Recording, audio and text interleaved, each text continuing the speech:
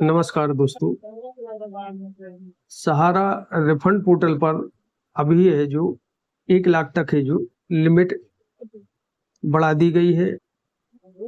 लेकिन प्रश्न यह उठता है कि जब 10,000 रुपए तक का भुगतान संपूर्ण जमाकर्ताओं का नहीं हो पाया है, जिन्होंने सहारा रिफंड पोर्टल पर दावा किया है, तब 1 लाख रुपए का कैसे भुगतान होगा? इसके अलावा इसमें बहुत सी समस्याएं हैं, जैसे कि एक से अधिक सदस्यताएं जिन जमाकर्ताओं ने ली हैं, उनका भुगतान नहीं मिलेगा। दूसरा, सोसाइटी की यदि मुहर नहीं लगी है, तब भी भुगतान नहीं मिलेगा। इसके अलावा इसमें और भी डिफिशियंसी आ रही हैं, जैसे कि जिनकी मैच्योरिटी भी हो चुकी है और इस पोर्टल में जो नियम शर्तें दी गई हैं उसके हिसाब से वह वैलिड भी है, तब भी उसमें है जो मेंबरशिप इनकम्प्लीट आ रहा है, अर्थात कंप्लीट नहीं है। तो वह यह सब डाटा किस प्रकार और कैसे सुधार होगा? जहां तक मुझे लगता है कि बहुत से व्यक्तियों के पास जब वह रिसबमिशन करने जा रहे हैं तो उस पर देखा जा रहा है कि उसमें सदस्यता संबंधी एक है जो एरर उत्पन्न हो रहा है कि इसमें सदस्यता है जो यह वैलिड नहीं है, जबकि उसकी सदस्यता वैलिड है और संपूर्ण दस्तावेज जो पोर्टल के नियम शर्तों के हिसाब से भी है, तब भी उसमें है जो सदस्यता है जो इनवैलिड आ रही है। इस संबंध में मैंने सहारा प्रबंधन से भी संपर्क किया और उनका कहना था कि यह ठीक हो जाएगा, लेकिन लगभग 2 माह से ज्यादा हो चुकी है, अभी तक यह समस्या का समाधान नहीं हुआ है। अब प्रश्न उठता है कि आखिर जमाकर्ताओं को भुगतान मिले तो कैसे मिलेगा, किस प्रकार उनका भुगतान होगा? यह एक बहुत बड़ी समस्या है। पोर्टल की लिमिट बढ़ाना अलग बात है, लेकिन सोचनी यह बात है कि जब 10,000 रुपए तक का भुगतान, यह पोर्टल 18 जुलाई 2023 को बनाया गया था, तब से लेकर अभी तक लगभग 95% जमाकर्ता ऐसे हैं जिनके लिए अभी तक 10,000 रुपए का भुगतान भी इस पोर्टल के माध्यम से नहीं हो पाया है। उसके उपरांत प्रायः देखा गया है कि यदि हम रिसबमिशन करते हैं तो यदि 10 खाते करते हैं तो 5 का ही भुगतान आता है, 5 में फिर पुनः है जो किसी न किसी रूप में डिफिशियंसी दे दी जाती है। यह एक समझ से परे है। इस विषय में ना सीआरसीएस की टीम कुछ बोलने वाली है और ना सहारा प्रबंधन। अब करे तो आखिर क्या करें?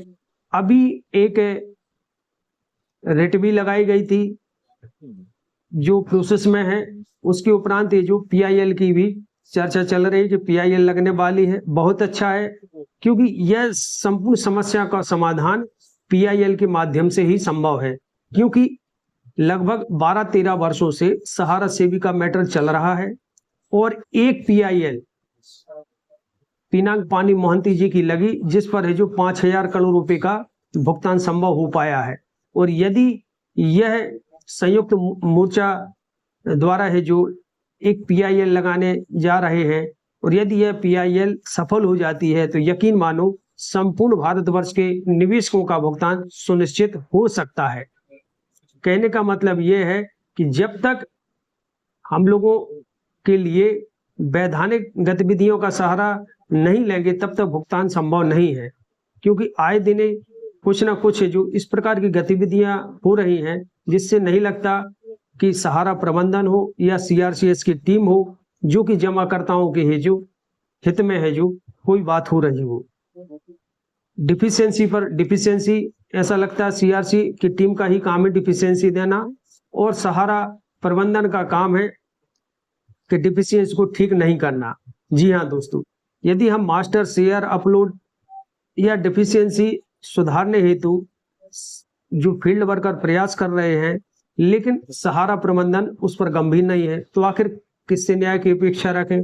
बहुत से शेयर मास्टर भी गलत अपलोड है, किसी की फोटो, किसी के हस्ताक्षर, इस प्रकार की बहुत सी त्रुटियां जो आज देखने को मिल रही हैं। लेकिन प्रश्न उठता है कि यह सब आखिर क्यों, जब माननीय सर्वोच्च न्यायालय के आदेश अनुसार वैध जमाकर्ताओं के लिए उनके दस्तावेज प्रमाणित है, आधार कार्ड से उनका वेरिफिकेशन हो गया। यदि नाम संबंधी त्रुटि है तो एफिडेविट तो समझ में आता है, लेकिन उस एफिडेविट को भी प्रमाणित करने के लिए एक आईडी देना, यह कहाँ का न्याय संगत और वैधानिक कार्य है, यह बुद्धि से परे है। शायद विश्व में, भारत में नहीं, यह विश्व में प्रथम पोर्टल होगा जो कि इस तरह संपूर्ण जमाकर्ताओं को नाच नचा रहा है। लेकिन क्या करें, माननीय सर्वोच्च न्यायालय का आदेश लगा है।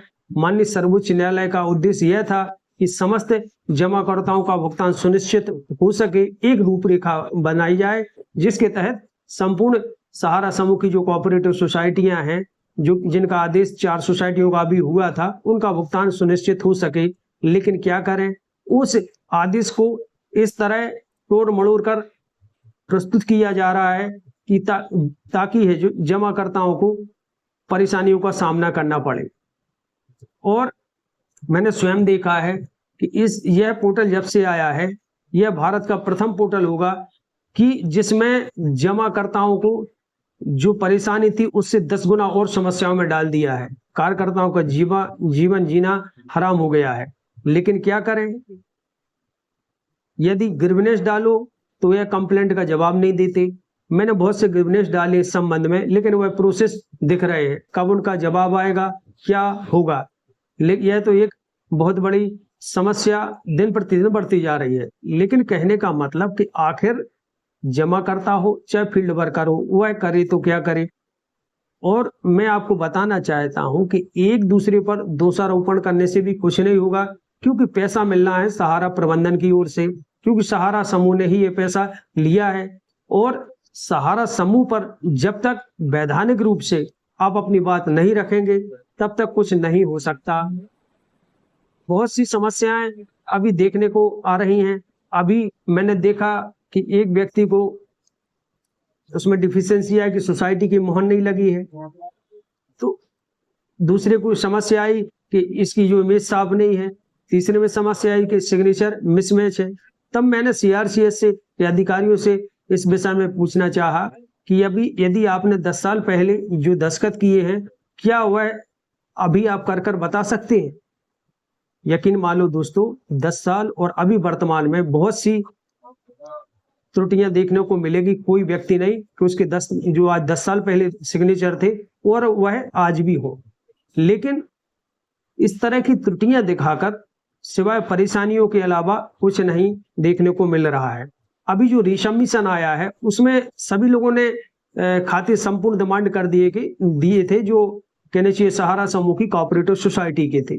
लेकिन उसमें भी आप देखना, चेक करना, उसमें अभी भले ही 1 लाख की लिमिट है, लेकिन उसमें देखना यदि आपने 10 खाते कहने चाहिए है जो अपलोड किए हैं, दावा किया है, तो उसमें से मात्र 2 या 3 खाते ही आपको पोर्टल पर दिखेंगे जो पूर्ण रूप से कंप्लीट होंगे। बाकी उसमें संपूर्ण खातों में किसी में बताएंगे 1 से अधिक सदस्यताएं ली हैं, अथवा सिग्नेचर मिसमैच है, अथवा आपका है जो 31 मार्च 2023 के बाद परिपक्व हुई और जो कि पोर्टल से बाहर है। इस प्रकार की गतिविधियां आपको देखने को मिलेगी।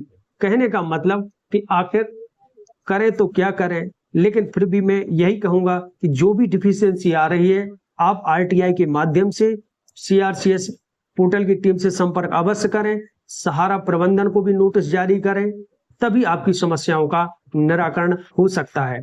आशा करता हूं यह जानकारी आपको अच्छी लगी होगी, उपयोगी लगी होगी। यदि उपयोगी लगी हो तो वीडियो को लाइक व शेयर करें, चैनल को सब्सक्राइब करें। जय हिंद, जय भारत।